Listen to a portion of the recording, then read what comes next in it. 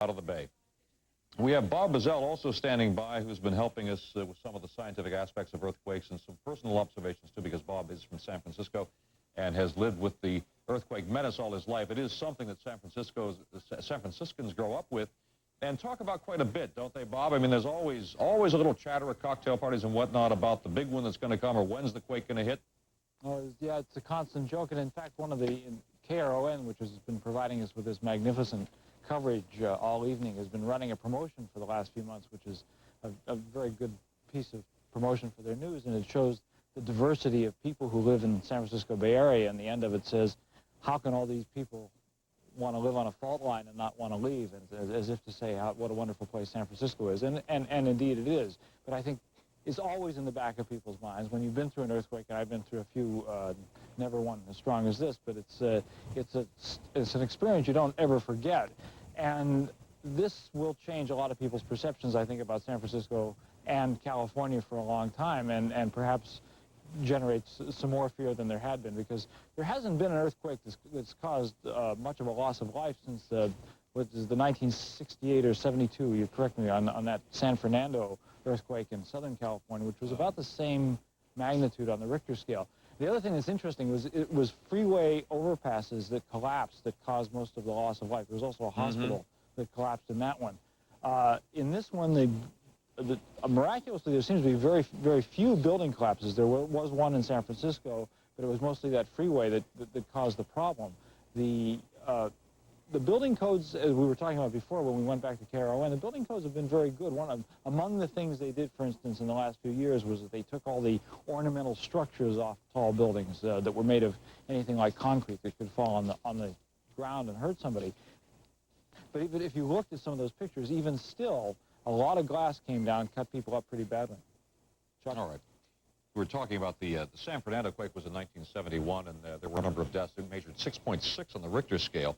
And part of when you design for earthquakes, as you mentioned, Bob, it's not just the external protuberances and things that are attached to buildings that can fall down.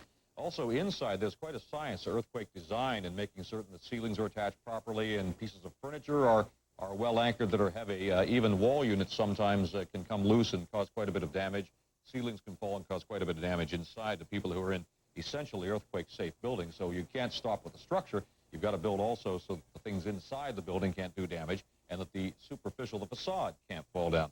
KRON continues its coverage in San Francisco. We're going to check in with them and listen in. Not having enough water to fight the fires. We have Wilson Van All standing by live. Let's go to him, see how things are going. Wilson? Well, Suzanne, we told you about the water problems in fighting those fires earlier tonight. What is going on, and it has continued for the past couple of hours, is that the San Francisco fireboat Phoenix has been drafting water out of the bay. It is taking bay water because the water mains that would otherwise feed the firefighting attempt against the fire at the corner of Beach and Divisadero were simply not working. The mains were broken. As that boat drafts water out of the bay, it ships it to the pumper that we see over here, and from there it goes to the fire. We can show you pictures of what that fire was like just about 4:30, 4:45 this afternoon. It was an intense blaze that started in a single apartment building at the corner of Divisadero and Beach, and then it spread to houses both to the north and the west of the original fire. There was simply not enough water to put on those houses to try to save them until, again, the fireboat Phoenix and the pumpers got here and were able to make up for that broken line. As you can see the intensity of this fire now, it started leaping rooftops. Secure your residence. Shut off the electricity.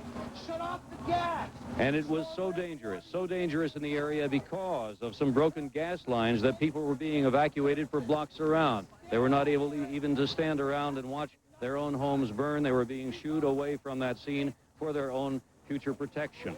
The firefighters kept their efforts on the blaze, but there was not enough water, as we said before, not enough water to keep it from spreading to those homes, both to the north and the west of the building that was originally involved.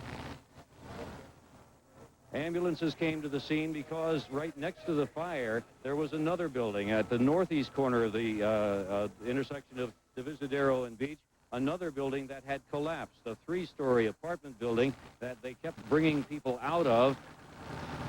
And yet we go back to scenes of this fire and see the intensity of that. They had rescues from that other building. Let's see if we can see the one that was indeed collapsed. No, these are the fires, the flames leaping the roofs and involving those houses to the north and so forth. Our Our understanding, and this is again an unconfirmed report, is that there were people who did not make it out of that burning building. Our understanding is that there were people who perished in that fire, but before we get any real confirmation of that, it will take the arson investigators, the fire department investigators going in there and finding out what exactly is in there when daylight comes. Suzanne, we'll go back to you. Wilson, I know this is difficult to estimate with what's going on down there, but a rough estimate of how many separate buildings were involved down in the Marina District.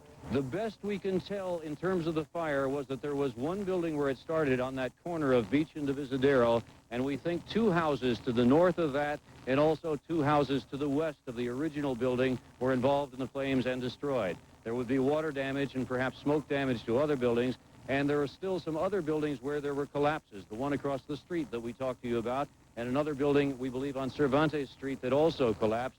Our understanding is that there were not people inside that second building. However, there were people pulled out, fortunately alive, from the one that collapsed across the street from the fire. That's our best news tonight. And again, the bad news is that apparently there were fatalities in the fire itself. We have heard word that there were 8 fatalities, and that is a confirmed word that we have from the Beach and Divisadero fires, so I'm assuming they mean all of them. When you talk of structures collapsing, Wilson, I'm curious as to whether they collapsed because of the earthquake or because of a gas explosion within the homes. Is any way we can know that at this time? Our understanding is that it was entirely the earthquake. There seemed to be no fire involvement in the buildings that collapsed. And one of those, a big 3-story apartment building that after the collapse had come down to less than 1 story in all. There were some explosions associated with gas leaks, but those appeared to be from the scene of the fire itself. We were here very shortly after the fire broke out, and we saw no evidence of any kind of gas explosions anywhere else, although a lot of this could change. Obviously, people will be going inside those buildings after daybreak and trying to get the best information they can. But it appears that the buildings that went down, that collapsed in rubble, did so because of the intensity of this earthquake. Because of the uncertainty of the situation in the marina when this fire started and the firemen's inability, of course, to control this fire, they really didn't know how it was going to be stopped. A lot of people, of course, got out, and many of the people who can't go back to their homes or apartments in the marina area have now been sent to emergency centers in San Francisco. They include the Marina Middle School, St. Ignatius High School, and Moscone Center. With us tonight is Claudia Gomez. She is a desk assistant here at Channel 4 that found herself in a very unlikely situation today. Where was it? On the Bay Bridge, probably about a half-mile past Treasure Island toward the East Bay. Were you heading for the city or leaving? I was leaving the city, heading toward Oakland. What'd you see? What'd you feel? The bus started shaking really violently, back and forth, side to side, and we picked up movement right after that. I think everybody thought everything was fine, and then all of a sudden we saw a great deal of people running toward us away from where the bridge collapsed, screaming, "The bridge is collapsing," and I think we all thought that it was going to be sort of a domino effect, that one section would fall and then another and then another. Earlier you had said that the bus stopped and then you felt the movement. Did you feel any movement at all as the bus was rolling down the bridge? You know, I sensed that the bus driver... There is a bus there, I should say, Claudia. That was not your bus. You were not that close to it. No. All right. I was probably about, I would guess, about a quarter of a mile toward the San Francisco But again, side you of were it. on the lower deck, On the lower going deck. toward the East Bay. Right. What'd you do then? I think everybody thought that it was fine, and they started rolling again until all the wave of people from that section that collapsed started running back toward our bus and screaming, "The bridge is collapsing." There was real panic. How did people behave, though? I mean, did they leave their cars? Did they stay in their cars? Did they absolutely. attempt to turn around? No, absolutely. They just left their cars, keys in the cars, doors wide open. They were thoroughly panicked, running back. I think they had the same idea that I did, get to land. So people abandoned their cars. How long did it take you before your bus started moving again and managed to turn around back to the city? I didn't wait around that long. I ran back to Treasure Island. I ran probably about a half mile back to Treasure Island. And probably a half hour after that, they started turning the vehicles that were actually on the Treasure Island part of the span. They started turning them around and heading them back to San Francisco. All right. We heard an earlier report, and we don't know if this is confirmed, but it was, again, a report that a woman on the upper deck of the Bay Bridge, in other words, a woman going from Oakland to San Francisco, saw the bridge go down right in front of her, and she, for some reason, decided that she would speed up and try to make the jump. Well, she didn't make the jump, and her car was the one that ended up falling into the bay. So we do have, we had earlier reports of the Coast Guard search and rescue. We understand that there was one fatality there, the woman going overboard. So that is something that presumably will come up again as soon as we get a little bit more clarification on that story, but it is one that is circulating tonight. Bob? Don Sharp is our head engineer here at Channel 4. He's also a part of this historic day as well. Don, where were you? I was going to check for parade coverage for the A's over to Oakland, so I was actually on the bridge. And I was in a four-wheel drive Bronco, which is a very heavy automobile. And my first experience was being tossed up in the air, and I said, Jesus Christ, I've blown 4 tires simultaneously. But then when the car came back down and shifted over 2 lanes and kept going for 45 seconds, wait a minute, this is not me. You know, one of the interesting situations is that we know how volatile the bridge could be, and yet nobody really knows the proper procedure or has been told the proper procedure of what to do in the event that this happened. What were your instincts? My instinct was to correct for what I just felt. And when it happened again, moving over 2 lanes, I realized that it wasn't me, and the sound sounded like a freight train was continually hitting the bridge. And when I saw other cars beginning hitting the side of the bridge, I realized that, hey, something is going on here. Then all of a sudden, there was a cave-in in the bridgeway, actually by 6 to 12 inches. And I was in a four-wheel drive, and it was like driving in the mountains. Finally got off of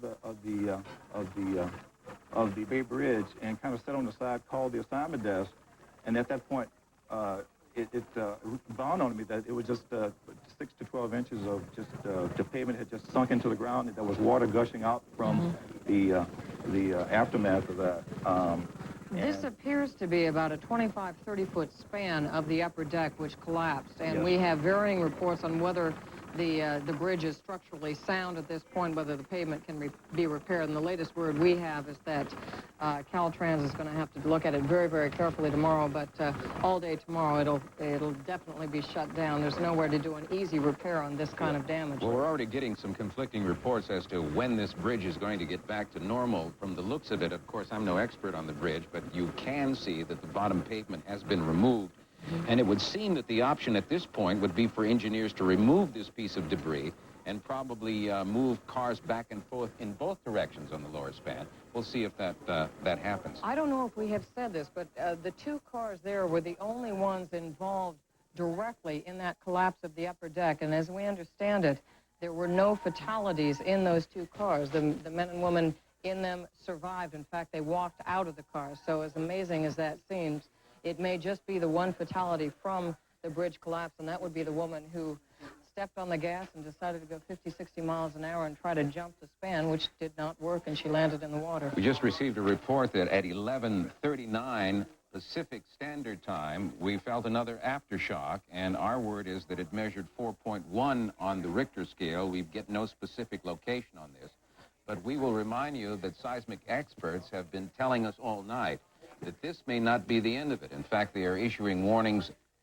almost hourly, saying that, there's going to be more aftershocks. Expect them and be ready for them. And that's why they suggest that you stay where you are if you're in your home. If you're in anywhere that's safe, just stay where you are, because it's going to take some time.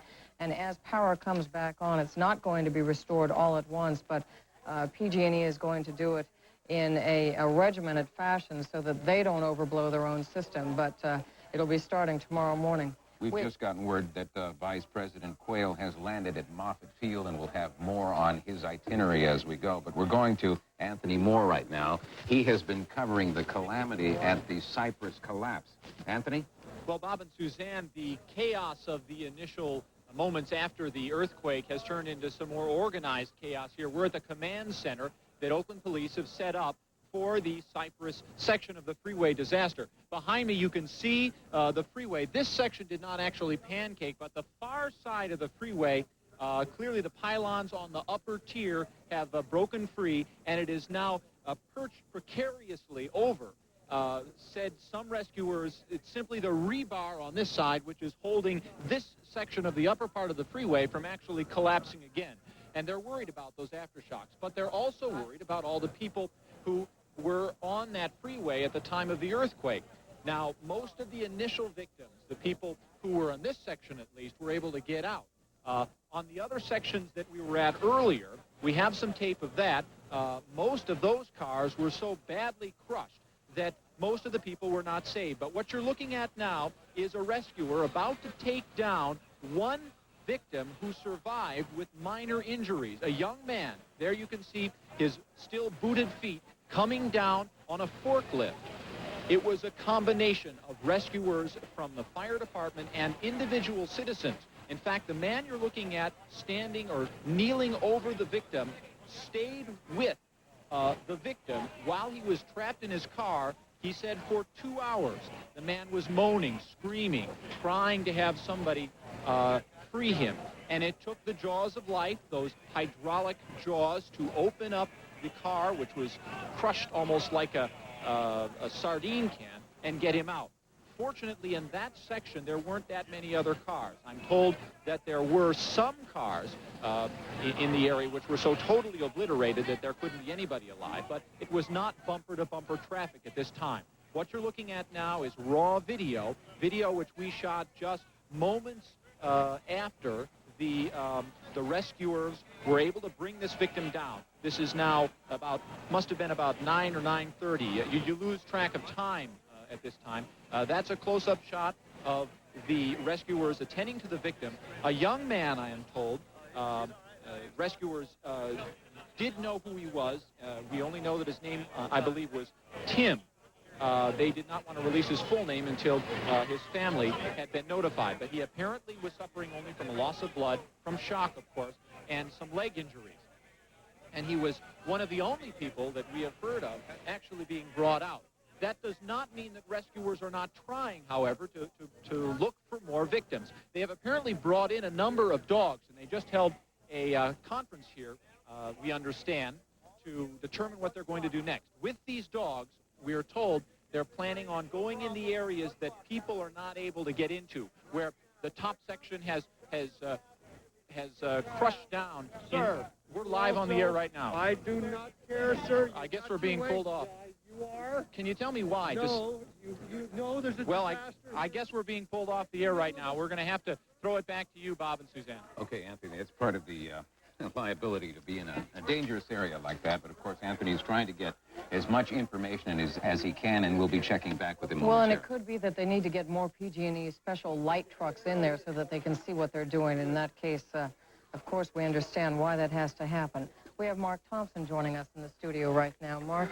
Suzanne, Bob, just was looking at some interesting information on, first, the aftershocks that have followed the initial 7.0 quake a little after 5 o'clock. Now, soon after that 5:04 quake, 5:25, a 4.8 aftershock, then one of 5.2 at 5:41. And in your head, as you go through in your own mind and think, yeah, you know, I remember these, see if it doesn't really correspond with your own experience. At 8:26 tonight, we had a 4.0 register, again an aftershock, and an aftershock of that initial quake of 4.1 just a few minutes ago at 11:39. Interestingly enough as well, you know, this we thought was the third biggest quake ever recorded in California history. That's not really the case. We went back and checked. Don Sango in our research department actually dug up the following. Now, some of these are pre-Richter scale, by the way. The Santa Barbara Channel in 1812 recorded a quake of 7.1. In Los Angeles in February of 1957, a quake of 7.9. So that was almost as big as the 06 quake. In Owens Valley in 1872, 7.0. San Francisco, of course, in 06, 8.3. Imperial Valley, 7.1. Kern County, of course, 7.7. And today, 7.0. The aftershocks, interestingly enough, of course, will follow for hours, days, weeks, even years, they say, after the initial quake. And they can, as we mentioned about a half hour ago, sometimes be greater than the initial quake, but generally not. And finally, let me throw something a little bizarre at you, and it's the following.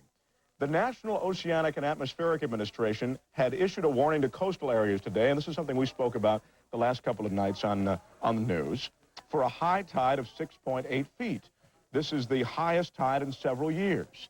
Now, there is one theory, and this is the crazy spin on this. There's one theory of earthquakes that says that the alignment of the sun and the moon creates such high tides that the gravitational pull also might help trigger an earthquake. I should hasten to add, this is really speculative, but, you know, as long as we're throwing in all these tidbits, the high tide hit at 1:27 this afternoon, as you know, the quake, a little bit after 5 o'clock. And again, to reiterate, earthquake weather. There's no such thing as earthquake weather. It's an old Aristotle believed that earthquakes were caused by winds that were trapped underground. And as they tried to escape, these winds through these caverns created earthquakes. That lore was sort of perpetuated through the ages, and that's the reason we talk about earthquake weather. But there's no truth to the fact that on a still day, you're more likely to find an earthquake. But the aftershocks, though, are a real concern. I might remind you of the Mexico City quake in the early 80s. The original quake was 8.1, and the Juarez Hospital, which took in a number of the injured, didn't fall in the first quake. It fell in the aftershock, which was a 7.4. And that's when 400 people were killed in that hospital alone. So what happens is the initial quake will do the major damage to the building, and it might fall on an aftershock. And that's why if you're in a building that appears to be the least bit unstable, you do your best to get out of it until it has been checked and find another safer place to be. There perhaps is no way to predict earthquakes, but we've always heard that animals perhaps have this other sense The sixth sense, that birds leave trees just prior to an earthquake. Well, And, you know, it should also be added, Bob and Suzanne, if we can. We talk about Mexico City, and the images of Mexico City are so vivid, the destruction so horrific. But the fact is that, generally speaking, many areas of the Bay Area are not in the category of Mexico City. The structures here in this area are better than those in Mexico City. So don't panic. These aftershocks that we will, of course, experience and have been experiencing are not as likely to cause the kind of damage that we saw in Mexico City. A good cautionary word. Thank you. Mark Jones, correspondent Mark Jones, was in the Embarcadero area throughout most of late this evening and tonight. He is here now to give us some information on ferry service. Well, people certainly were not aware of it until about 2 hours ago because it was mentioned on the radio stations. But all of the ferry services in the Bay Area, the red and white fleet, the Golden Gate Transit, all of them have gotten in together and have been picking up passengers in the Embarcadero. I think we have some videotape. 4,000 passengers tonight that have been taking the ferry from the Embarcadero, crossing the bay, 45 minutes to Oakland, and landing in Oakland at the ferry building over there. And I am told that all of the services, this is free service, by the way, they're not charging, of course, all of the services will start again tomorrow morning at 5:30. They plan on having at least 10 ferry boats make the run from Oakland to San Francisco, and they think that they will have a run about every 15 minutes, and the boats were packed. As we were getting ready to leave tonight, they said this is the last ferry run, and even as we were leaving, more people were showing up and trying to make it across the bay to get home to their families. Mark, earlier we heard that the Embarcadero area was one of those areas where looting was taking place. What do you know about that? Not far from the Embarcadero. We did stop. Police were checking out one location where an alarm had gone off and there was a broken window, but we've cruised the marina today. We cruised to Chinatown tonight. And so far, there's been very little evidence of that. I'll tell you, the eeriest thing I've seen tonight is you forget how dependent we become on electricity. Right. And it is very strange to be out there and see hundreds and hundreds of buses just parked dead in the street. Not to mention all the empty or seemingly empty buildings along Market Street and along Van Ness and along some of the major routes. Suzanne and I just returned from a, 3-mile trip from Sutro Tower. And, well, some of you may remember the blackouts from World War II. It looked very much like that. Buildings completely dark. And hundreds of people sitting out on the curb. Yeah. Right, and some people in the street directing traffic. Volunteers taking their flashlights directing traffic. So it's really quite orderly out there, in spite of what may seem like a panic or a would-be panic situation. Down at Van Ness and Market Street tonight, homeless people are directing traffic. There's still a great deal of traffic in downtown San Francisco, and the homeless are out waving people through and stopping it appropriately. All right. Supervisor Richard Hongisto with us in just a moment, but first let me tell you a little bit about the school closings, the latest we've got. And here they are. You can read them off the screen as I mention them, in case your picture's bad. San Francisco District, of course, will be closed. San Jose, Oakland, Palo Alto, the Jefferson District in Daly City, the school district in Berkeley, the San Mateo Union High School District, the Santa Clara City School District will be closed. San Francisco State College will be closed. St. Mary's in Moraga will be closed. Stanford University will be closed. Santa Clara University at this moment will be closed. The Eastside Union High School in San Jose, all Catholic elementary schools in the Diocese of San Jose, and Lawrence Academy. And there's the latest list if you are affected in any of those areas. Suzanne? Something else everybody has on their minds right now. If they don't have power, they wonder when it is going to You have been watching, in case you joined us in the last few minutes, that's KRON in San Francisco, the NBC affiliate. I'm Chuck Scarborough, NBC News in New York, and we continue our coverage of the earthquake that struck San Francisco yesterday now at 4 minutes past 5 p.m. Pacific time. In case you've tuned in lately, I will tell you that the death toll that has resulted from that quake, from the widespread damage of the quake, is estimated to be somewhere between 200 and 300 at the moment, but the figures fluctuate, and they certainly aren't reliable at this stage of the coverage of the earthquake and the rescue effort. More reliable, solid figures, of course, will emerge over the following hours, and NBC News is going to continue covering this story straight through the night, and we'll pick it up again with NBC News at sunrise, beginning a bit before sunrise at 4 a.m. Eastern Time. We'll also share the facilities with KRON in San Francisco and bring the rest of you around the country the KRON coverage, which has been superb throughout the evening of the disaster that struck their city. It was an earthquake that hit 7 on the Richter scale. This is a major quake.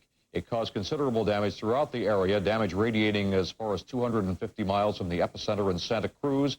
And the worst of the damage, as far as we've been able to ascertain, has been on the Oakland side of the Bay Bridge, the San Francisco Bay Bridge there, the Oakland Bay Bridge, where a huge piece of roadway, perhaps 1.5 miles long, in an elevated roadway, collapsed and fell down on top of the lower roadway, and people down below, this is the bridge here, and you can see a portion of the bridge itself that collapsed, which you've probably seen if you've been with us earlier from time to time, and there were a couple of casualties on the bridge itself and considerable damage in that area alone to the Oakland Bay Bridge.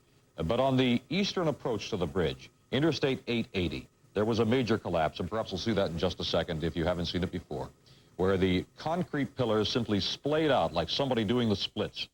And the top part of the roadway fell down on the bottom part of the highlighted area there, crushing everybody underneath at the worst possible time during the rush hour at shortly after 5 o'clock local time when there was plenty of traffic. Many of the casualties from that area where it was most severely hit by the earthquake were taken to Letterman Hospital in Oakland, and Captain Michael French, the public affairs officer at Letterman Hospital, is on the telephone with us right now. Captain, can you tell us the situation, how many casualties you've taken in? Yes, sir. We're located in San Francisco, sir. We received 25 casualties thus far. Of those 25 casualties, 16 have been released. One individual died en route to this facility, and we currently have 8 people admitted and hospitalized. So you're on the San Francisco side of the bridge, and it would be difficult, I guess, to get casualties from the other side, the Oakland side, where the main damage is, over to you, would it not? Well, yes, sir. However, we received some of our casualties from the Bay Bridge area. We're not sure where they came from. They were transported by U.S. Coast Guard helicopters from Alameda on the Oakland side. Have you been in touch with any other hospitals in the area trying to coordinate medical attention? No, sir, we have not. We are just receiving casualties as the emergency procedures warrant in the city of San Francisco. We're just taking casualties as they send them to us. Well, it sounds like your casualty count, at least on your side of the bridge, is fairly low. So the city of San Francisco itself, proper, may have gotten away with minimal casualties. Yes, sir. Where were you when the quake struck? Well, sir, I was up in my home at the time and felt it kind of move from side to side just a smidge. So you didn't feel much at all where you were? Yes, sir, I felt quite a bit. Oh, you did? Not, yes, more than just a smidge then, I guess. Yeah. Well, what sort of structure was your home? It's an apartment, sir. So and it's just a multi-story apartment. Uh-huh. Is it, how many stories? 3 stories. 3 stories high. Did it sustain any damage? No, sir. Is it basically a wooden structure? Is it I'm not really sure, sir, how it's built. All right.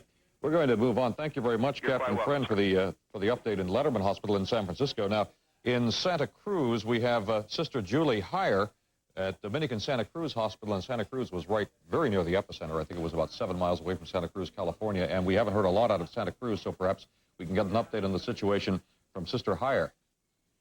Yes, we have treated approximately 80 patients here at Dominican. We have admitted 14 of those patients. They're coming in with various injuries as a result of flying debris. Also, we have had a number of heart attacks and other cardiac conditions that have been admitted, as well as patients just experiencing fright from the actual trauma. At this point, it is midnight here in Santa Cruz, and it appears that the high volume of people have ended, and that in fact now that it has slowed down as far as the patient's admissions. There are continuing to be those that arrive in the emergency room, and we're treating them as they arrive. Sister Heyer, can you tell us again about how many people you've treated in your hospital since the quake struck? Yes, we have treated approximately 80 people. 80 people. Do you know, have you had a chance to kind of assess the damage in your area? At this point in time, the only damage that we've been able to assess is that it's happened at the hospital itself, and that damage has been minimal. We understand from conversations that have occurred with other people in the area that there has been substantial damage in downtown Santa Cruz, as well as some of the houses in the area. Have you got power? Pardon me? Have you got electrical we are power? on auxiliary power. Your own generators? Yes, we are. Any word on when power is going to be restored in your area? No, we don't have any word on that, but we understand the crews are working. And how long can you run on generated power to keep the hospital functioning? As long as we need to. Okay. Well, we're glad to hear that. Sister Heyer, thank you very much for the information. One other tidbit which shows you exactly how far-reaching something like this can be, a disaster of this magnitude that struck California, that there is some question now about the launch of the space shuttle Atlantis, because apparently there was a lab, an Air Force Control Center in Sunnyvale, California, that is going to be controlling the Galileo deep space probe, controlling the rocket engine that sends that controversial probe that's going to be launched by Atlantis into space. And that lab may have sustained some damage in California, so because of that, there may be a delay in the Atlantis launch, and we'll get more information for you on that a bit later. Let's go to KRON. We'll rejoin the coverage of KRON in San Francisco. They have the mayor with them now. Some people who are either in a car or on the street. Mr. Mayor, you've just about completed your tour of the city now, looking at the major damage areas. What have we seen? What are we talking about in dollar terms and in terms of rebuilding? Well, it's very clear that we've got a devastating impact here in the Marina District, which is the one I've spent most of my time in. Prior to here, I was at the command headquarters directing various city services as we needed them around the city. The city is in decent shape, and I say that hesitantly because I haven't seen it all except from the air and gotten reports from different parts of the city, except for the marina. Here we've had a devastating major impact that will be in the millions and millions of dollars. There's no question about that. We'll have to wait till daylight to begin to get a specific number, but we've got some major proportions here in terms of damage. In terms of the city's overall reaction, when we talk about fire reaction, police reaction, we know there were water problems down here in the marina, but overall, do you have an assessment at this point? Well, my assessment at this point is that the city has responded very well. The police have handled the major traffic jams, kept down some very minor sporadic vandalism in other parts of the city. We haven't had any reported here. We've got our full shift on duty. We've had over 150 officers come back on duty. We've had 300 firefighters show up in addition to our regular complement of firefighters who have manned all of our firefighting stations. Our ambulance services have done a tremendous job. We got a lot of help from our neighbors to the south in San Mateo County as well as from Marin. Our hospitals are operational. The water lines are all working except in this area. Power is slowly being turned on in the southern part of the city, and we hope within another hour we'll have half the city with electricity. So the city has responded and handled it well. Most of all, the San Franciscans have responded by caring for one another, looking out for one another, by helping here with firefighting equipment, as well as around the city helping people who were either hurt, walking wounded, or somehow needed some help. Even in traffic situations, we saw a lot of cooperation on major intersections. Where does the city go from here, Mr. Mayor? What do we do next as we wake up tomorrow morning and try to assess all of this? Well, we've got our city building inspectors, our city engineers, and all vital personnel on duty throughout the night. They're looking at buildings to make sure that they are safe for people as best we can throughout the night. We'll obviously be doing it tomorrow and the next day so that we can assure people of schools, of City Hall, of downtown buildings like hospitals and things like that to make sure that they can be used. We're telling people not to go to work in the morning until they check with their place of employment to make sure it's safe for them to come. The schools have been closed for tomorrow by order of Superintendent Cortinas, and we're asking people to stay calm and be as helpful as they've been by taking care of one another. We're getting through this. The city is being restored to good working order, except for this part of the city where we're going to have to give them a lot of extra help.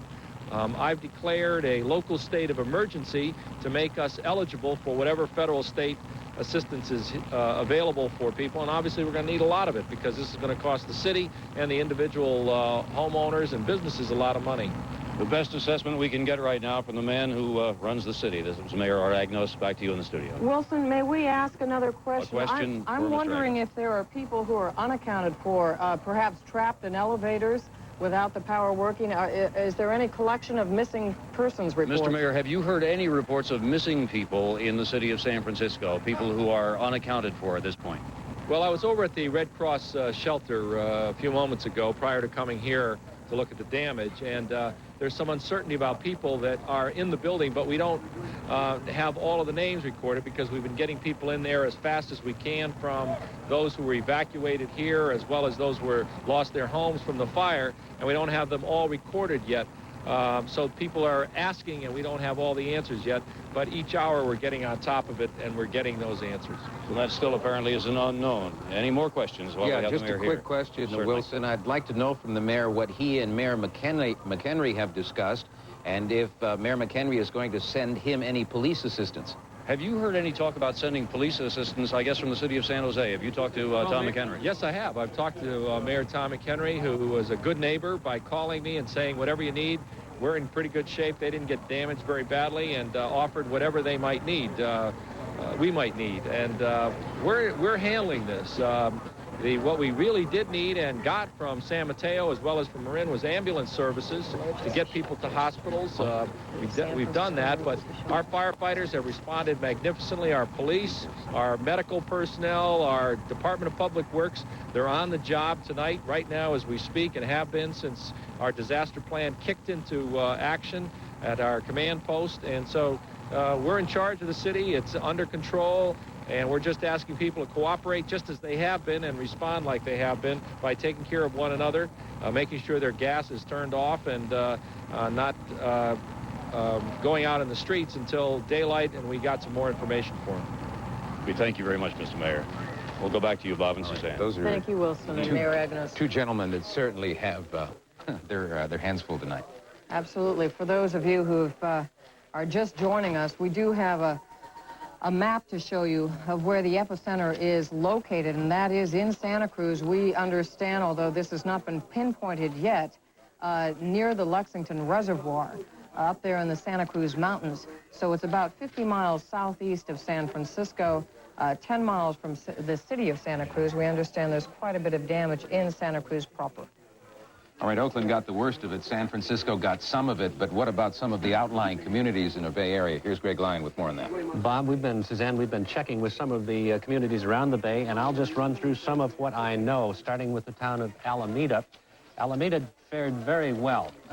We've been talking earlier about the fact that the Marina District of San Francisco is built on fill. Alameda has Bay Farm Island, which was also built primarily on fill. They had not a single injury, not a single report of structural damage. A couple of chimneys may have fallen. Other than that, they fared very well. Their tunnels, their bridges, everything intact. Not so lucky, the town of Berkeley. One of the things that happened in Berkeley tonight, apparently, was one of the towing companies there, Husted's Towing Company, burned in a fire. It was totally destroyed.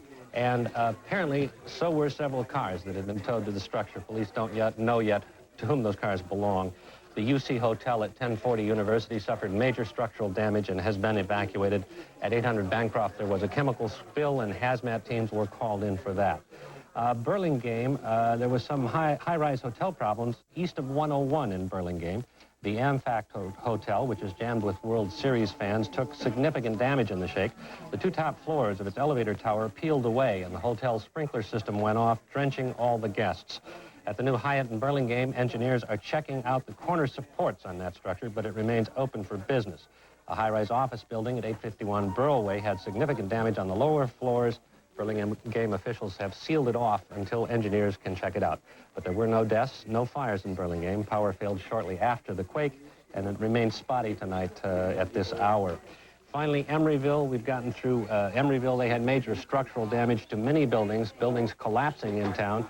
There were major injuries, including at least one broken back. There were gas leaks, water leaks, fires, and there were reports of people trying to get into damaged buildings. But that apparently is under control. The police department reports they have things under control, and they do have no reports of arrests at this hour. We hope at this time that you have accounted for all your loved ones and friends at this hour. But in the event that you haven't, perhaps this information will help. San Francisco Kaiser Hospital treating 10 people with earthquake-related injuries, none in critical condition. And over at Alta Bates in Berkeley, there are 21 individuals, 4 of whom were admitted, 4 admitted, 1 in serious condition, unsure of their identity. I'm Chuck Scarborough, NBC News in New York, and you've been watching the NBC affiliate in San Francisco, KRON, and their continuing coverage of the earthquake that struck yesterday at 5:04 in the afternoon Pacific Daylight Time. I'm struck as I look at their coverage at the number of injuries that they're reporting in the San Francisco area proper, outside of that one disastrous area on the Oakland side of the Bay Bridge. The number of injuries and admissions to hospitals is fairly low at this point, though there may be people still trapped under rubble and people who aren't accounted for. Still, it seems rather remarkable, given the extent of the damage from this quake that was 7 on the Richter scale. The number of injuries is as low as possible. I told you a few minutes ago that this quake is having wide-reaching impact, that it reached all the way across our nation to Cape Canaveral and may delay the launch of the shuttle Challenger because there is an Air Force facility in California, in Sunnyvale, that controls the Galileo space probe, the engine on that. Once the launch is made, and unless that facility is up and running perfectly, they won't be able to launch the probe, therefore won't be able to launch the satellite itself, or launch the space shuttle. Also, the Australian market apparently has been hit by an aftershock of the earthquake. The Australian market is opened, and we are told it is down sharply this morning, the stock market there. Analysts say it's in response to the quake, and their all ordinaries index, that's what they call their Dow Jones in Australia, is down some 40 points. And there's also something you may or may not heard of. It's called the SPY index. It's a specific index tracking the stocks of insurance companies. And that is down now 30 points, which is understandable. The early estimates coming immediately after the quake and with the first assessment of damage in San Francisco from insurance companies in California was that damage would easily exceed $1 billion, which would, of course, make the insurance stocks tend to fall. We have on the telephone John Hodges. He's the San Bernardino County Clerk in Hollister, California. And, Mr. Hodges, can you tell us exactly where you are in relation to the epicenter of the quake in Santa Cruz? We're about 30 miles right due east of Santa Cruz. And how hard were you hit? We were hit the hardest I've ever felt. And I've been in this county all my life. Tell me what it felt like to you. Well, I was standing in the courthouse on the 2nd floor, and you had to hold on to the desk in order to keep falling. That's how hard it shook. How badly was the courthouse damaged? Well, the courthouse is a rather new building, and it didn't suffer any structural damage. The main structural damage in Hollister was due to the old buildings that were built towards the turn of the century. What sorts of buildings were these? These would be the downtown stores. Are they unreinforced masonry, brick, stone, they were wood structure? Masonry, especially the masonry. Yeah. They do tend to go. Mortared, and they decide to go. How much damage would you estimate? Oh, it's going to amount to a lot of money. Because a lot of buildings are going to have to be torn down and rebuilt. Can you give me some idea of the general reaction where you were in the courthouse when the quake struck and it began to shake and you had to hold on to the desk? What were the other people doing? Well, it was about 5 after 5, and a lot of the employees had left, but there were still some in getting ready to go, and a number of them were headed for under the desk, and a few just held onto the counter. I know it's a very unsettling thing when a quake hits. Anybody who's been through one knows exactly what you say when you say it's unnerving to have the earth move under you. If you haven't been in one, though, it's a little difficult to describe, isn't it? Can you Very hard to describe. Give it your best shot. Describe it, just you're standing on something that's shaking back and forth. Real heavy. Your feet is gone. Psychologically difficult. Exactly. John Hodges, thank you very much. We've been talking with John Hodges, who is the San Bernardino County Clerk in Hollister, California, who gave us some assessment of the damage in Hollister, which apparently, although the courthouse, a new structure, survived fairly well. A lot of the other structures in town, the older structures, particularly unreinforced masonry, that's the key. Those buildings, the older buildings, do tend to collapse because they're designed to withstand the force of gravity, which is strictly vertical, and they're perfectly fine at doing that. Like a lot of the buildings in Mexico City during the quake there in 1985, that were built with either unreinforced masonry or built with the more modern slab and column technique. You've probably seen these buildings going up where they'll pour a slab of concrete and then put a bunch of columns up and pour another slab of concrete, more columns. They're built perfectly well to withstand the force of gravity, vertical. But if you get any kind of a swaying motion going, suddenly these buildings can come down like a stack of cards, which is somewhat the nature of what happened to the Bay Bridge area, the approach to the Bay Bridge on Route 880 on the Oakland side of the Bay Bridge in San Francisco. It had good vertical support, but apparently that support finally swayed enough so that those vertical columns snapped and it came down and created quite a calamity there with a great deal of loss of life. Now, we have some videotape pictures that we're going to show you once again in case you're joining us now and of the situation in San Francisco. This, fortunately, was the only serious fire in the city of San Francisco, and this was in the northern part of town. It, as you can see, took a number of buildings there, and it took quite a while to get that fire kind of contained. There was some question about whether or not it would just keep spreading and become sort of a firestorm, consuming building after building. The buildings there are wood frame and normally would have withstood the shaking fairly well of a quake, except they're built on fill land, which tends to liquefy, amplify the vibrations of a quake, and then even wood structure buildings can let go. They'll flex enough that they finally, the supports will release and they'll let go. The water was a problem there, as we've told you earlier. They had water lines that went. Gas lines were fueling this fire. And gas, in fact, continues to be a problem throughout the San Francisco area where there are breaks and leaks in gas lines. That's a serious danger of other fires erupting. But they had to pump water out of San Francisco Bay and had to rig a whole series of pumpers and lines to get water onto this fire to try to put that out. And apparently it is contained and under control at this time. This was videotape taken earlier, and quite a conflagration. There was a fire that hit Boston about 18 years ago. It started in one house in one neighborhood in an area north of Boston, Chelsea, and did get out of control. It became a firestorm where it was feeding on itself, and embers were setting more buildings on fire, and the fire department was hopeless to contain it. It wiped out 18 blocks of Boston. It was quite a disaster in the Chelsea area of Boston. This one looked like it was brought under control. In fact, in San Francisco, a city that has braced itself for years and years against earthquakes and has tried to make all of its new structures, anyway, at least earthquake-proof, they responded very quickly and very well. Their emergency services managed to stay together. They had communication. They had the police operating and functioning. The mayor was rather upbeat initially in the quake. He said the police department is solid. The communications are up. The fire department was getting volunteers in and extra firemen coming in automatically, and they were able to contain that fire fairly well. KRON, our San Francisco affiliate, has been doing a terrific job covering this story that affects them dearly. And if you'll recall, in 1986, there was a convention out there, the Democratic National Convention, held in the Moscone Convention Center, which is an underground, very secure area. It's actually, the entire convention center is built basically below ground. And it is as earthquake-proof a structure as you'll ever get. It's modern. It's got steel supports. It's got a domed roof. It's only about 2 stories high at the edges, and it rises in the center to much higher. And obviously, they're using this as a place to take people who've been displaced from their homes and evacuated from areas that are dangerous at this point. Let's listen into what KRON is saying. So she's in the shelter as well. It's amazing to drive around the city tonight, I must say. It's dark. Right. There's very few lights. It's like being in a third world country almost. But I must say, those people who are out on the roads are being very polite and conscientious, stopping at each intersection. We saw a number of PG&E crews that are out already trying to fix the gas lines and the power lines. I don't think we can overemphasize the importance of the attitude that Bay Area people have taken.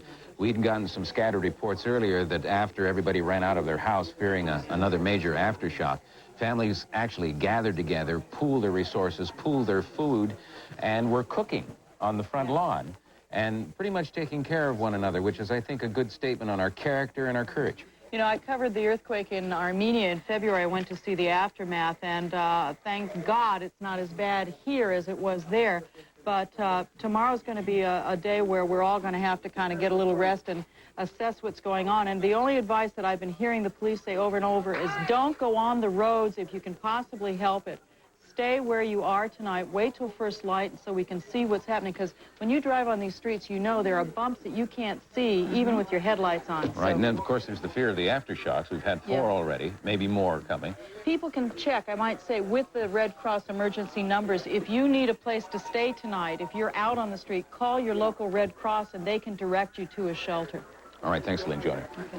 I might just add to that in terms of driving around. We ran into some people who had already run out of gas because gas stations aren't up yet. Their pumps aren't working, so that's a concern. Save your gas for when you really may need it and stay home if you can. Which brings up an interesting point about some of these underground tanks that could have been ruptured. Right. So, I mean, we're a very, very long way of assessing what kind of damage that gas stations have That's very sustained true. tonight.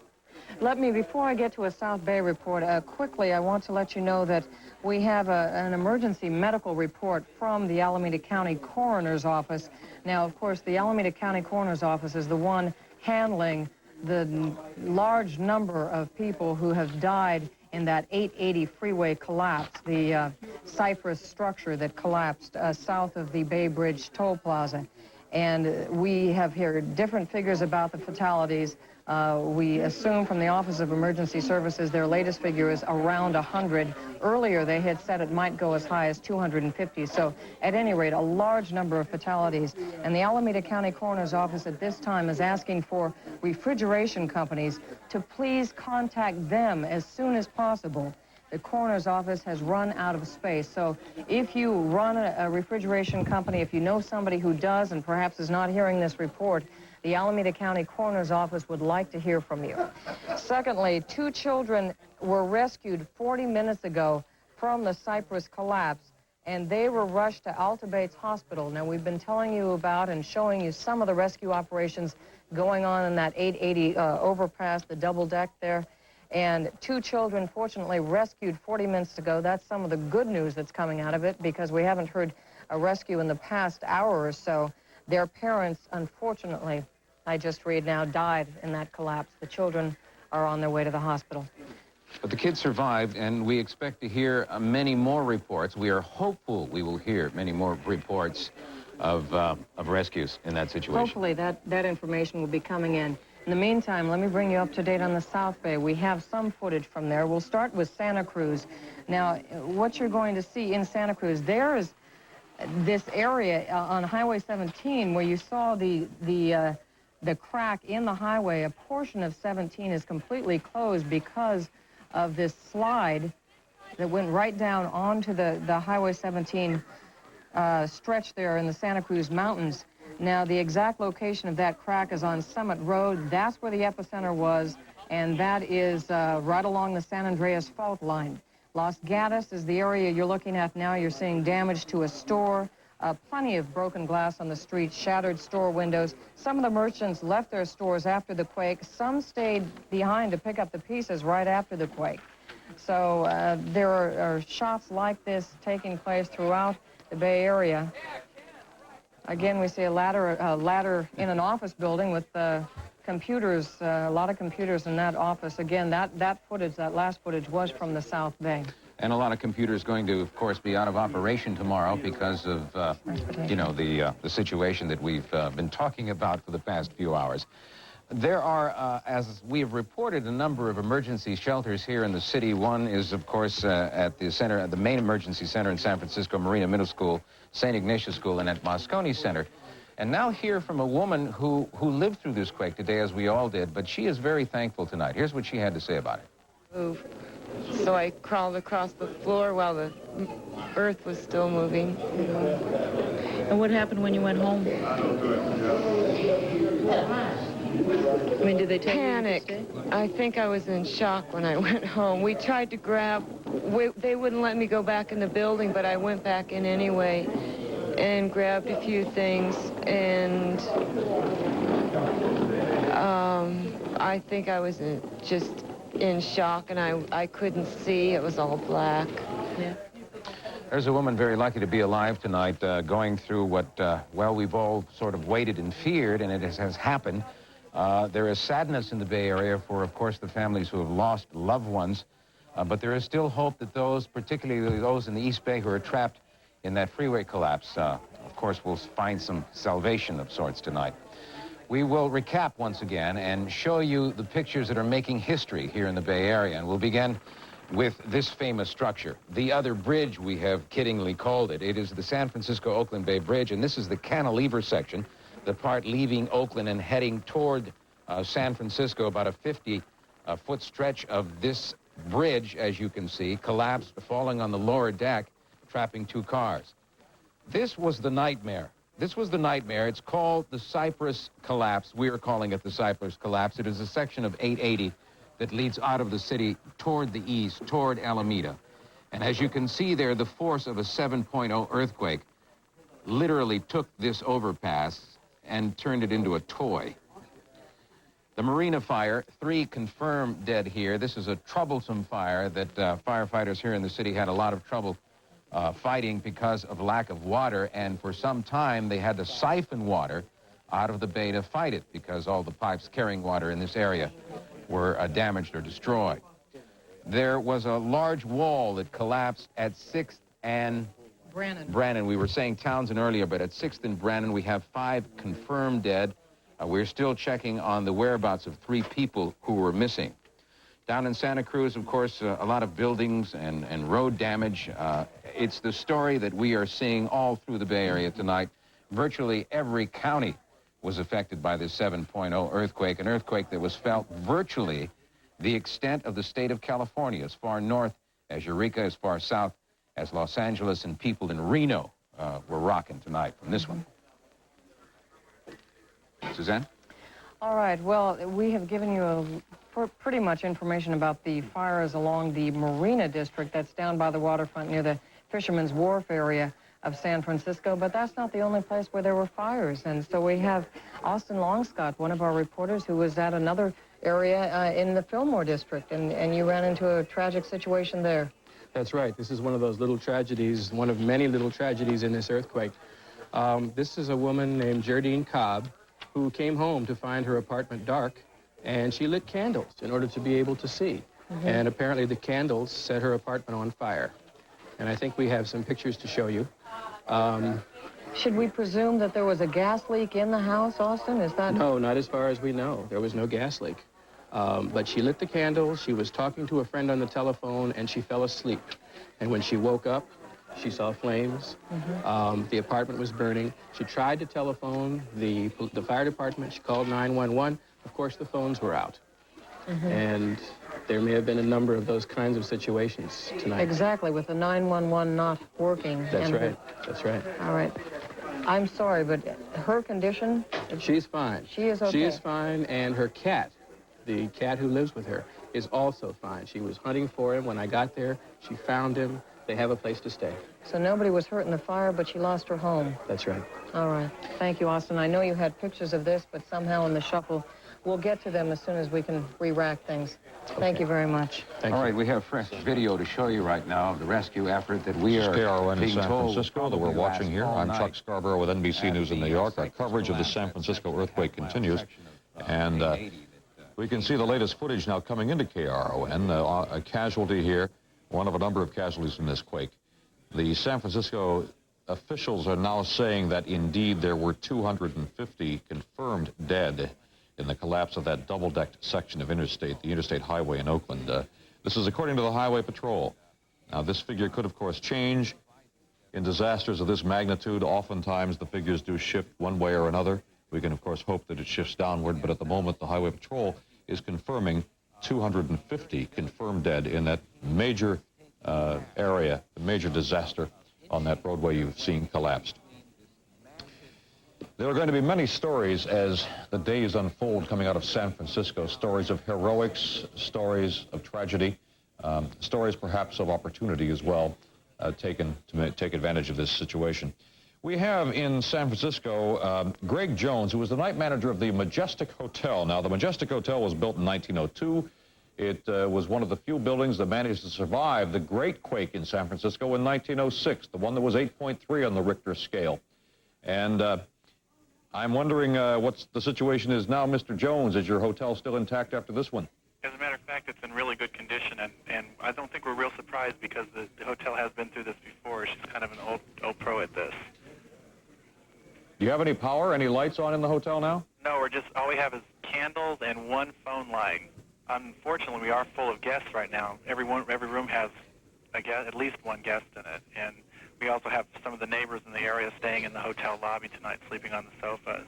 Well, this is one little problem that many people watching tonight may not have thought about, and that is, what does a hotel manager do when he's got a whole house full of guests and no power?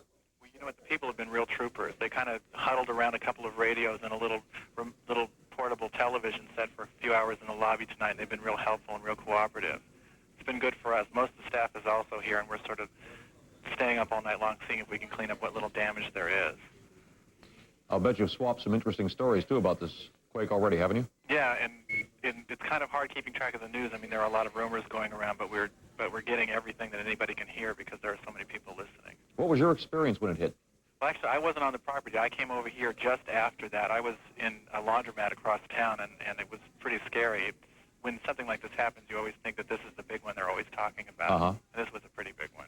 So you were washing your clothes in a laundromat across town and, Yeah, I was. And had them on spin cycle or something when the quake hit? Exactly. Did you think the machine had gone nuts, or did you know right away it was a Well, I a thought quake? maybe it was a big truck going by, but when the little parts of the ceiling started falling on me, I knew exactly what was going on.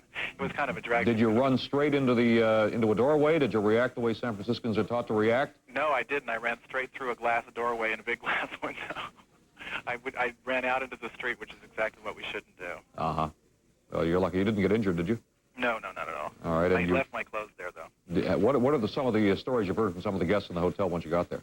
Well, most of the people were either here on the property or they were out sightseeing because it was kind of the end of the business, the end of the work day, or they were people here on business and they were just traveling home. A lot of people didn't even realize there was an earthquake until they were sort of stopped on the buses or in their cabs or something. Most of the people just heard breaking glass or felt it, and for a lot of people, this was definitely their first earthquake, so they were really shook up. All right, Greg Jones, thank you very much, and I'm glad that your hotel and you pulled through just fine. Thanks. Okay. Did you take the clothes with you, by the way, when you left the laundromat? No, they're still there. You abandoned them. Okay. Maybe they'll still be there. Who knows? Thanks. This earthquake, as we told you now, if the death toll is indeed as is suspected, according to the Highway Patrol, if it is 250, this would be the second worst earthquake in American history. The first being also in San Francisco in 1906, when up to 700 people were killed in that quake. That was a great quake. And by definition, a great quake has to be, I think, 8 or more on the Richter scale. And to help us define that precisely, we have Kate Hutton, who's a seismologist at Caltech, with us. Kate, am I right? Is a great quake? I didn't look like Kate to me. Is this Kate? Yes. Oh, I'm sorry. That's I'm sorry. Is a great quake 8 and better on the Richter scale? Yes, usually. Sometimes you hear it 7.5 and larger, but generally it's 8 and larger. And so this earthquake didn't make it. This officially, though, is what, a major quake? Call this, I guess. Yes, it's either 6.9 or 7.0, depending on which estimate you look at. Now, were you there in the laboratory with the seismographs when the quake hit? No, I wasn't. I had already headed for home, but my beeper went off, and I turned right around and came back. Did you know what it was immediately? When I looked at the records, yes. I didn't know if it was in an urban area until we got a location, but I knew it was a big earthquake. Now, the seismographs right behind you, the drums that we see, are somewhat mysterious to most folks, I think. They're kind of like the Earth's electrocardiogram, aren't they? Yeah, that's right. Here you can see the beginning of the main shock on 2 of our stations here in Southern California. So you can see it caused quite a disturbance in the electronics down here. All right. I'm sorry. I was just getting some other information, Dr. Kate Hutton. Can you show us once again the trace that this quake made on the seismograph? Okay, on 2 of our stations here in Southern California, here's the beginning of the main shock, here and here. And some of this other stuff here is some of the larger aftershocks that we've been recording. And normally the trace would be just kind of a fine line or kind of a jittery line going down the center of the drum, wouldn't it? Well, this flat part here is before the earthquake. I see. So Those that are little means that lines going around there. Nothing was happening up until right there, and then the pen started going wild. Some of your colleagues must have been monitoring this when it actually happened, huh? Yeah, some people were here, and some people actually felt it in Los Angeles. I wasn't one of them. When they saw that stylus suddenly take that excursion a couple of inches in each direction and start tracing that line, what was their reaction? Have they shared that with you? Well, it's quite an adrenaline rush to see the pens doing that and the earthquake alarm going off. I understand that there was one person here who was on the phone with someone in Menlo Park when the earthquake happened, and the phone line went dead, so it must have been pretty exciting. Is there any way scientists have come up with that they can predict an earthquake? Well, not precisely, although it turns out that this particular area was pinpointed last year as a likely site for a major earthquake. Lucky guess or good science? Pardon me? Lucky guess or good science? Well, somewhere in between. The logic was that the fault in that area had not slipped enough in the 1906 earthquake and was likely to finish its job off at some unknown time in the next 30 years. And this one was one of a fairly long list of likely spots, but it turned out to be one of the right ones. Mm-hmm. There have been a number of aftershocks that have hit the area since the main quake hit. Can you tell me precisely how many, and is there a display showing those as they struck? Well, you can see some of them on the records here, some of the larger ones. We have recorded the ones that are above about 3 or 3.5, and there have been over 30 of those. Over 30 aftershocks? Yeah, we're not recording all of the tiny ones down here in Southern California. People are probably feeling hundreds of aftershocks in the Los Gatos area. Is that normal to have that many aftershocks after a quake of this magnitude? Yes, it's quite normal. In fact, this aftershock sequence is a little bit slower than normal. We would almost expect to see a few more or a little bit larger aftershocks. Now, does that worry you? Is that something a seismologist would say, uh-oh, something's peculiar here, and we have to look out for maybe a major aftershock coming down the pike? Well, not really, but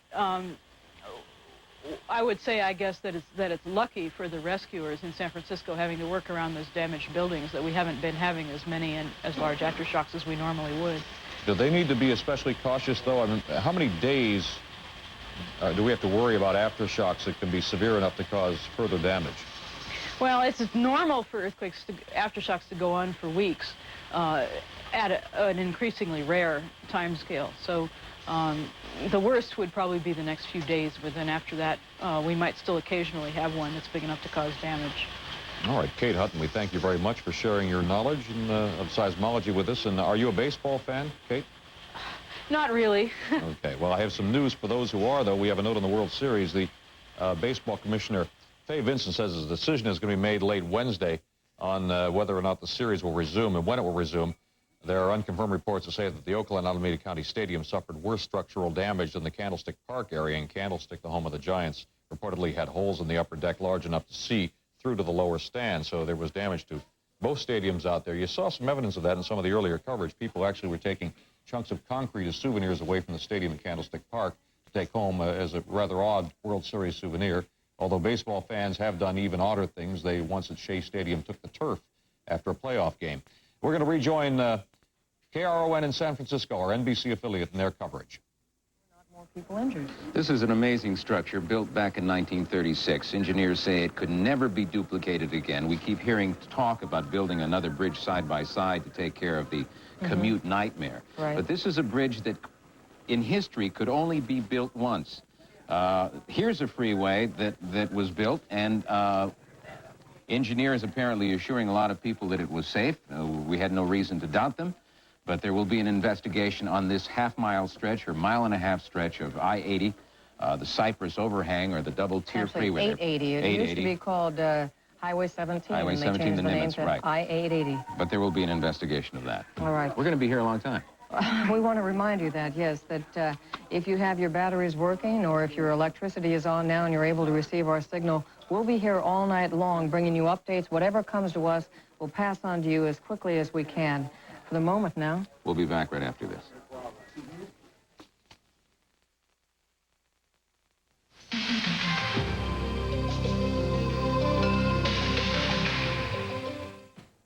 Well, that was KRON in San Francisco. They've taken a station break. I'm Chuck Scarborough, NBC News in New York, and we, of course, are covering the story in San Francisco as it continues to unfold, and it is a major story, a major disaster in San Francisco, the dimensions of which we are still discovering and will continue to over the next couple of days. Our coverage goes nonstop for you as long as it takes to cover this story. I'm going to take you up to 4 o'clock. And we'll take a look at some of the scenes that San Franciscans live through and that we have seen from time to time. This is the worst. This is the most frightening. And take a close look at this highway overpass. A double-deck highway is now one road. It's a sandwich, and you can see a portion of it standing on the right-hand side of your screen where the upright supports are supposed to be holding this. This is on the Oakland side of the Bay Bridge, and this is where most of the people lost their lives. This is the actual, what they're calling the cantilever section of the Bay Bridge, where a section fell down.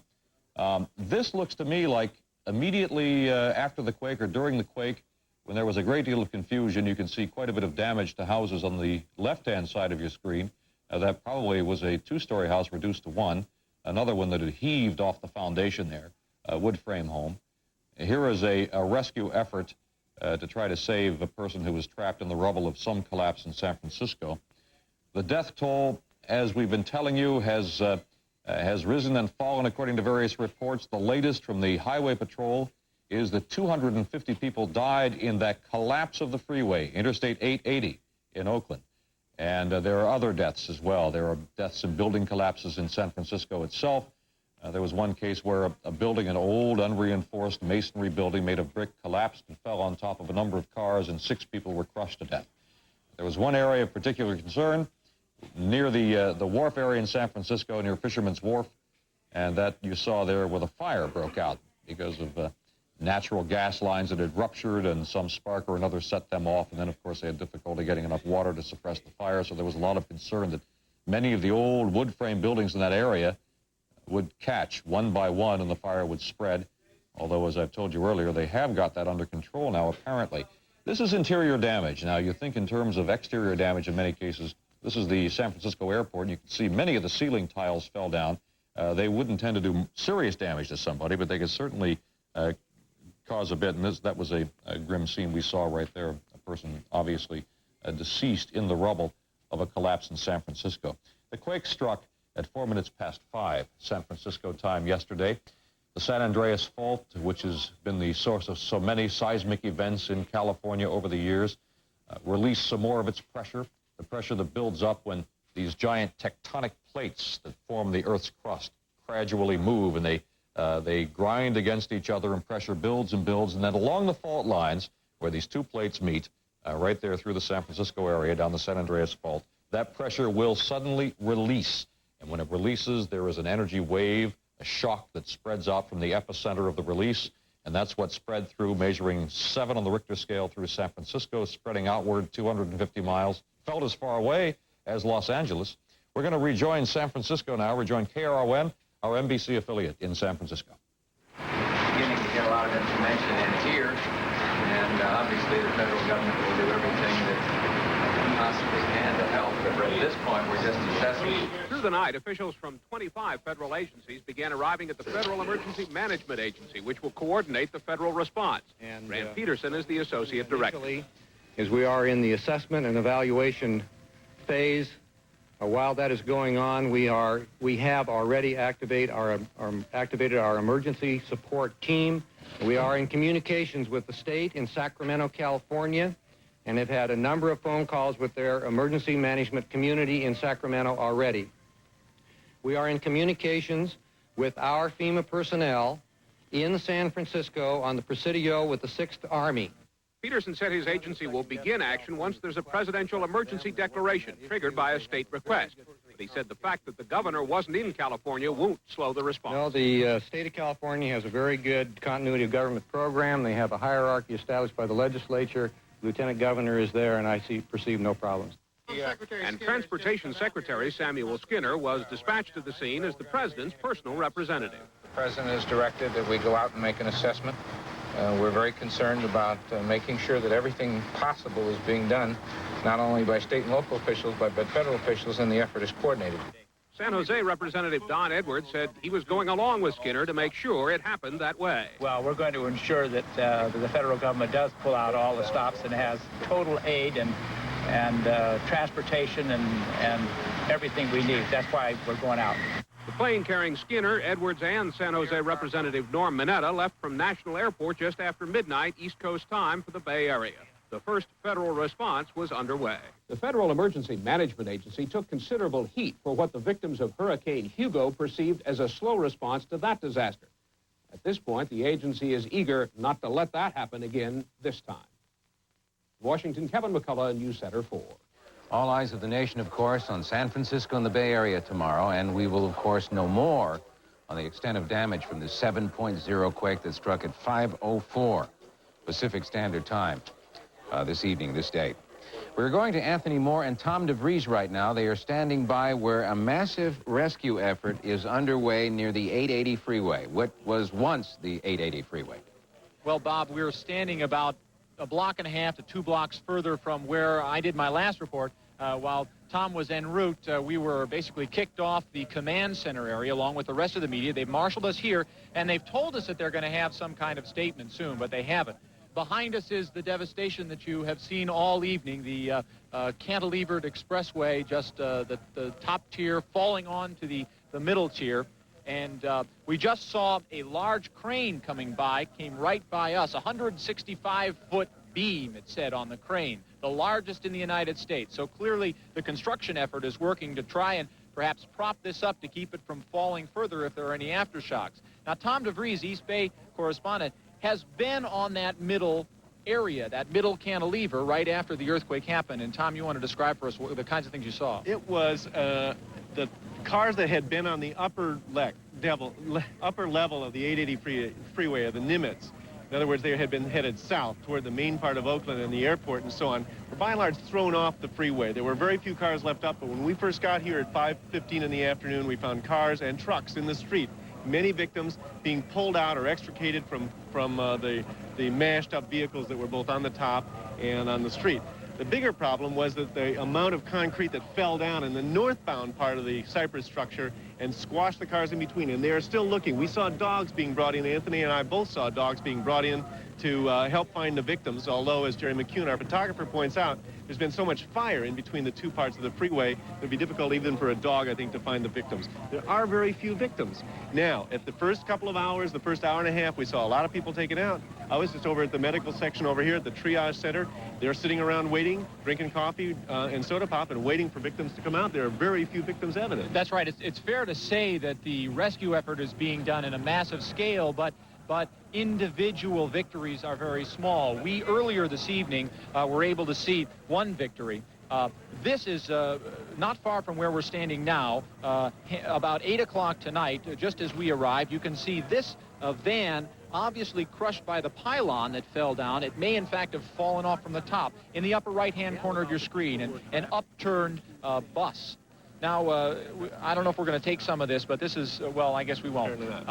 Anyway, the devastation seems to be very large, but as you say, Tom, you can't really tell if there were that many people that were trapped up there, and certainly the number of victims is left in the air right now. There's an enormous effort now to lift the concrete section and to work around between the two sections of roadway that collapsed, leaving about 2 feet of space in many of areas, trying to find people, trying to find the cars, and then trying to find out if there's still people in them. They're tagging the cars, they're working one from the next. As I said, they're trying to use dogs now to see whether they can find people in there. This is a very difficult effort. It's going to be several days then, I think, before they finally find out what the true cost of the Cypress structure collapse has been. And one of the reasons that they have pulled us so far away from the structure itself is because it is so precarious. As we said earlier, that 2-inch thick rebar is the only thing holding those pylons from that one section from just falling right over. Right now, that's all we can say. We really don't have any handle on the number of victims or potential victims in there. The screams that we were told of earlier, I guess, you know, it's been very quiet. Yeah, have died down. There hasn't been anything like that recently, and we haven't seen anybody taken out. But clearly the rescuers are still looking for potential victims in there, and they will be for the rest of the night. All right, both of you, Tom and Anthony, we thank you very much for that report. We'll add that just a little while ago, we did report for the first time that at 11:40 p.m. this evening, 2 children were rescued from one of the cars that was smashed on that 880 interchange there. And their parents, from the same car apparently, their parents were found to be dead, but the 2 children were rushed to Alta Bates Hospital. And now we want to go to Belva Davis because she has been talking with former San Francisco Mayor Dianne Feinstein. That's right, Suzanne. But before that, let me tell you about what happened today in San Francisco in the core of our city, downtown at Union Square, the place where there was filled with tourists, last-minute shoppers, particularly around the I. Magnin store. At that corner, glass rained down on a number of shoppers on the street below. At least 5 people were seriously injured, most of them with very severe glass cuts. 2 that I talked to were out-of-towners who just arrived in San Francisco. This is the lady who I believe lost her fingers, at least 3 of her fingers. Actually, the gal right next to her, this is the one, and she's from Texas. And she was there with her younger brother, who is a cerebral palsy victim. He had his leg crushed. She was trying to save him, which is why she was damaged so badly in this. In all, there were 5 people with serious injuries that were taken off to St. Francis Hospital. There were other people with minor injuries. But the amazing thing to me that I. Magnus was the only building damaged this badly in the downtown area. All the buildings around it really fared very well. And there were tourists pouring in from the St. Francis Hotel, from the Hyatt Hotel, all around there, hundreds of people, and they remained calm as emergency vehicles circled the area. So the only injuries that you spoke of there, the 5 injuries, all came from the glass falling? It was not from any part of the building falling, no, just the glass? Although the man who operates the flower stand right next to the store said that he felt the rumble and he did what comes naturally if you're San Francisco. He ran to the middle of the street and that saved his life. He said 20 more seconds, though, looking at the building, he thought it would have been much more serious. You mentioned former Mayor Dianne Feinstein, who had great zest for drills to prepare her for days like today. She was out today touring in the Marina District, looking at the damage, and this is her reaction to it. I grew up here. I went to school right in this school and lived on Fillmore Street, so I know all these buildings very well, and I'm just staggered by the amount of devastation. And the other thing that's bothering me is you wonder how many people are inside. And when you see, a 4-story building that's now just a pile of rubble and just came down, it's amazing. We've been looking around, and the streets are buckled, and the fissures, and the sidewalks, and the buildings just collapsed. I mean, in more than just 1 or 2.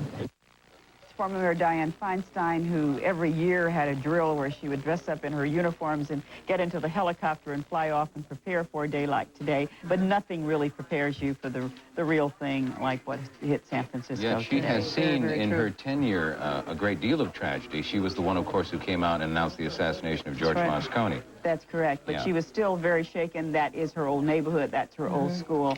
Tomorrow, of course, the city will be getting prepared to get back to as much normalcy as possible. We'll be out with the building inspectors as they tour the city to find out which ones are safe and which ones are not, and we'll certainly be letting you know about that tomorrow on News Center 4. The place we were watching with great concern tonight earlier was the 5-alarm fire in the Marina District, where Wilson Van Alst is standing by now with an update on this. Wilson? Well, Bob, we're going to show you the fire. We're also going to show you the building that Mayor Feinstein referred to. But first, this is the scene. They continue to pump water onto the scene of the fire that broke out at the corner of Beach and Divisadero shortly after the earthquake.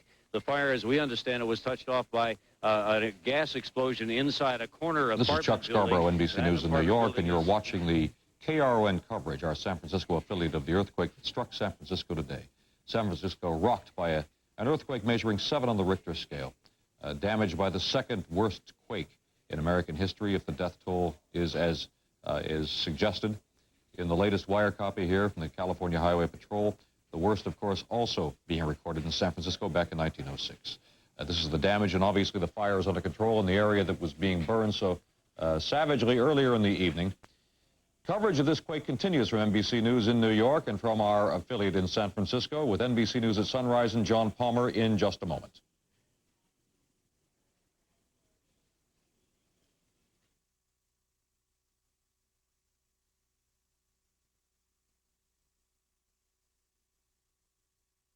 There was one woman who was trapped inside that very building for some 2 hours. She had a door on top of her, and they didn't find her until very, very late in the game. By then, there was a gas cloud inside that building. They could not go in with the jaws of life to try and get the door off her. They had to cut it off by hand because the jaws of life might have touched off some of the gas that was in there. It might have caused an explosion.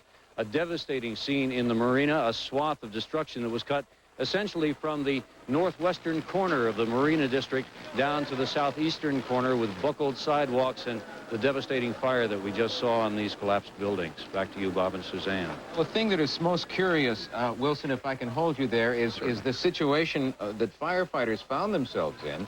They got here, right, that they didn't have any water. They got here with plenty of equipment. Yeah, lots of equipment. They got here with plenty of equipment, and when they tried to turn on the water mains, there was simply no water pressure. What had happened was that the same devastating jolt that had broken the gas mains had also broken some of the major water mains feeding this area. What they finally had to do was bring in the San Francisco fireboat Phoenix and use pumpers to draft water out of the bay and fight the fire much longer afterwards than they would like to have if they'd had water pressure here originally. It took them a long time to get water on this blaze. One has to wonder whether that was sort of a last-minute maneuver, or was the Phoenix part of the contingency plan? The Phoenix is always a part of the contingency plan, but the question is where it's going to be used. If there had been another fire, let's say south of Market, and they had committed the Phoenix to that area, my best guess is that this entire block west of Divisadero, between here and Broderick, and from Beach all the way up to Jefferson,